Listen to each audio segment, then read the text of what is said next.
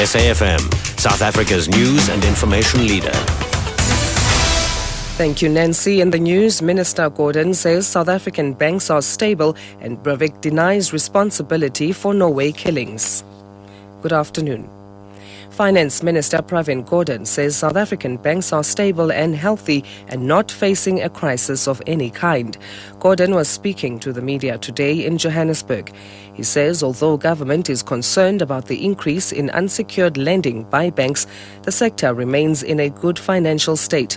Gordhan's comments come in the wake of a controversy sparked by Higher Education Minister and SACP General Secretary Blade Nzimande's comments last week that local banks are facing the eye of a storm and moving towards a huge financial crisis.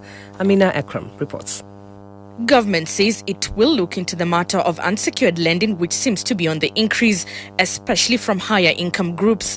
The minister also added that if increases in unsecured lending were for consumption and not for investments, this would be worrying. The finance minister comments comes in the wake of Blade Nzimande's comments last week, in which he quoted figures from the National Credit Regulator, which showed that the number of personal loans and credit card debt given by local banks increased by 58.5%, this between September 2010 and September 2011. The NPA has defended its decision to provisionally withdraw fraud charges against Czech billionaire Radovan Krejcir. The charges relate to a 4.5 million rand claim he allegedly made to an insurance company using medical papers stating he had cancer. The charges were temporarily set aside because of the pending High Court applications. The state's main witness and Krejcir's urologist, Marian Tupi, has petitioned the High Court for leave to appeal his sentence. Tupi got a suspended sentence in exchange for his evidence in the matter. Krejcir says he wants to clear his name. The NPA's Mthunzi Maga.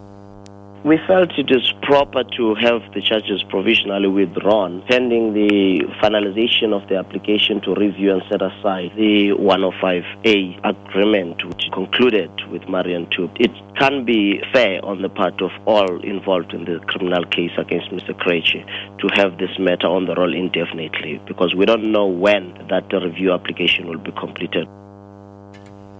A plan to convert sewage water into drinking water in Durban could end up increasing costs for consumers. However, the eThekwini municipality says this is still the cheaper option in the long run.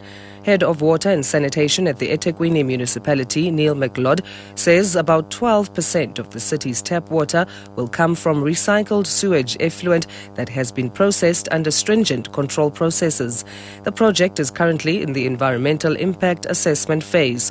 McLeod says while most people are put off by the idea, it is one of the most cost-effective options to a water shortage in the city.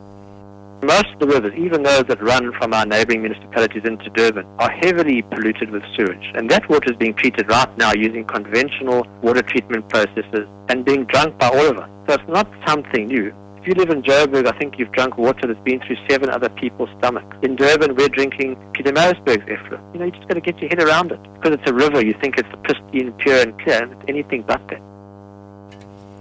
McLeod says Durban already has a water recycling plant that supplies water to some industries and that this has been operating successfully for the past 10 years.